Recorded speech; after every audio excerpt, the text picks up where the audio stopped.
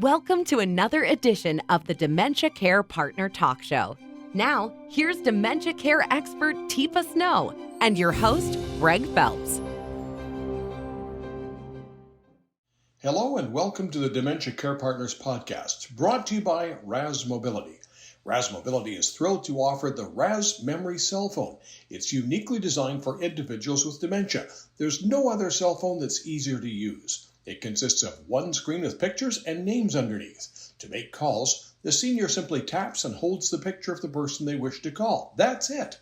Care Partners control the Raz Memory cell phone remotely through an online portal or app, allowing Care Partners to manage the phone rather than the senior. The Raz Memory cell phone allows seniors to continue to use the cell phone even as their condition becomes more challenging. For more information, visit www.razmobility.com. I'm your host, Greg Phelps, along with Teepa Snow, and no surprise here, but Christmas is coming, December 25th every year, but it always seems to sneak up on us. Can we talk about the holidays and what this might mean to persons living with dementia? Oh, yeah. I mean, the holidays in general are a complicated topic for so many reasons. One is there's old memories, there's recent memories, and there's now. And a lot of what happens now can be overwhelming, or it can remind me of the past. And that can be good or that could be bad. Would it differ for people living in a care facility as compared to people living at home still? Well, I would think, yeah, it usually is a significant difference. For some people, that really triggers a longing and a wanting and a needing and a particular void of a sense of being abandoned, or where is everybody, or I can't stay here, I've got to get home, everybody's counting on me. Or why do they have this place decorated? What the heck is going on here? Because for people of different backgrounds, a general celebration may have very little to do with the ritual and the routine of your particular family, your history, your own story. And so what people do in a community setting, you could sort of historically choose to participate or not participate. And now you're living in a place that may have 5 Christmas trees up.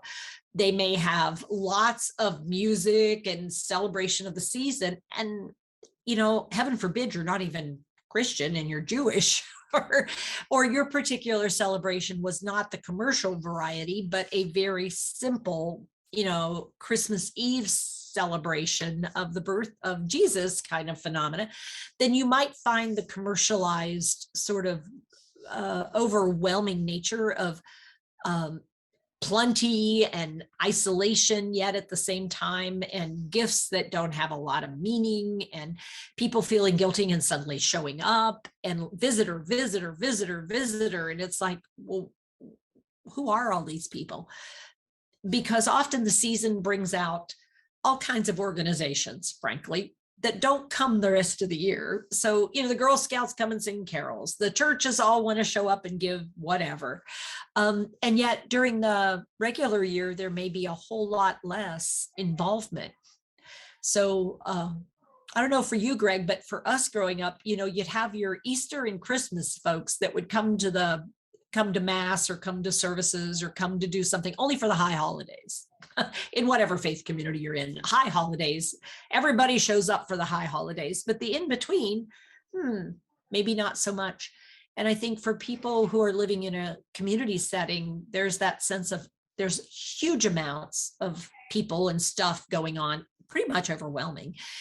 And then there are times when there's so little going on, or if everybody's family comes but mine, sort of like an orphanage feel to the whole thing, and there are those programs actually for, grandparents that are all alone.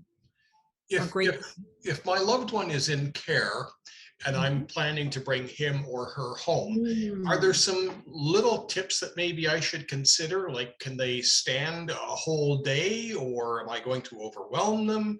Should I sort of get the kids on medication so they don't drive grandma nuts, or? Yeah. And so our phrase for this holiday season has been the 7 to 8 S's, which is keep it shorter, keep it simpler, keep it smaller, and also keep it satisfying. Because if it's not satisfying, why the heck are you doing it? For everybody involved, is there a level of satisfaction? And then we want to have the right social support, the right space support, the right, and what we would say, the right sensory match, like the right sounds, the right sights, the right experiences. So it feels about right, not too much, not too little. And then finally, that it's got the right circadian sensitivity to it. So if I'm best in the morning, don't do something at night. If I can last about 15 minutes, that's what you want to program for. And I'm glad you guys can get together for a whole lot longer, but I need there to be an intro and an outro so that 15 is my optimal time. And how many people? Just bring 2, because more than that are overwhelming, and take turns, because this doesn't all have to happen in this like explosion of too many people, too much sound, too much movement. So keeping it smaller and simpler. So those are our S's for this season, which This basically gets down to, I think you say, know your person, know your person, know your person. Know your person, but also know your limits, know their limits. So I would say know your person, know yourself, and know your limits, and know what other people tend to do when they get stressed. Because if I don't figure that out, what ends up happening is a bad scene. It's a very emotional time. But Christmas is always, it's an emotional experience for almost everybody. Different faiths, different holidays. Again, an emotional part. Yeah. Some people And if it bury brings their back, emotions. Yeah. so what can happen is I could be looking for somebody. Suddenly I'm reminded of my dad, and it's like, well, where's daddy? And everybody's, well, he's been dead a long time. No. I'm talking about my dad, not, no. Because in that moment, I can't put the puzzle pieces together. So it comes as a shock to many people. It shouldn't, but it does come as a shock to people. So sorry that it's shocking. It shouldn't be, because in that moment, those are a lot of old emotional memories. As you say, it's an emotional holiday. So old emotions, primitive brain emotions can come up. And then suddenly I feel lost and disconnected. And I want to get to something that's familiar. So I want to go home. So we should have a plan, but be subject to change, be aware of limits, limitations. Yeah. And I think if you discover something is particularly potent for someone, be real thoughtful about reintroducing it after you've made that discovery. Because it's, whether you want to call it poking the bear or digging a stick in, I mean, it's not something under people's fingernails. It's just not a good place to be. I mean, it's like, that's not what a holiday is all about. And so recognizing my needs and your needs may not match right now. And let's figure out where we can find common ground, and let's keep it small so we can enjoy one another. And the sad part is when we can't be together the way we'd like to, but it's possible. It's George's sister. Teepa, all of that said, Merry Christmas to you and Merry Christmas to yours.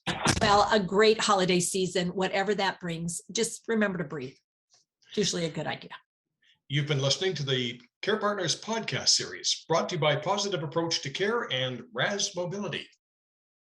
Hi, I'm Teepa Snow, and you just found our YouTube channel and watched one of our videos. I'm the owner and founder of Positive Approach to Care. Thanks for watching. And if you liked, if you have a comment about, or you would, please share it with people you know. Oh, and if you haven't yet done it, consider subscribing. We'll let you know when the next new video comes out. And you might want to visit our website, www.teepasnow.com, where you'll find other resources as well. See you there.